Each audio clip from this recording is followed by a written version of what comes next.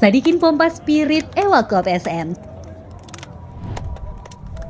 Suasana latihan PSM Makassar pasca libur lebaran Sabtu 28 Maret di Stadion Kaliogowa terasa berbeda dari hari-hari biasanya. Ketika sesi latihan fisik yang dipimpin asisten pelatih Ahmad Amiruddin tersisa beberapa menit, staf PSM menyiapkan santapan makan malam berupa sate dan steak. Suasana semakin semarak dengan kedatangan pemilik klub Sadikin Aksa yang secara khusus datang untuk berhalal bihalal dengan timnya. Kehadiran Direktur Utama PT PSM itu disambut hangat oleh pemain, pelatih, dan staf. Sadikin pun berbaur dengan pasukan Ramang, menyantap sate dan steak sembari berbincang santai diselingi canda dan tawa. Usai santap malam dalam suasana keakraban dengan seluruh pemain, pelatih, manajer, dan perangkat tim, momen itu digunakan Sadikin memberi arahan dan menyuntikkan semangat Ewako yang bermakna pantang menyerah kepada timnya. Sadikin bilang, masih tersisa 2 bulan lagi untuk menyelesaikan musim kompetisi dengan 9 pertandingan. Gunakan sisa waktu musim kompetisi ini dengan sebaik-baiknya untuk mencapai tujuan bersama. Pemain yang senior, support yang junior, yang dewasa bantu yang lebih muda untuk bermain lebih harmonis dan solid. Pelatih hanya memberi latihan dan strategi. Selebihnya 11 pemain di lapangan yang menentukan hasil kita.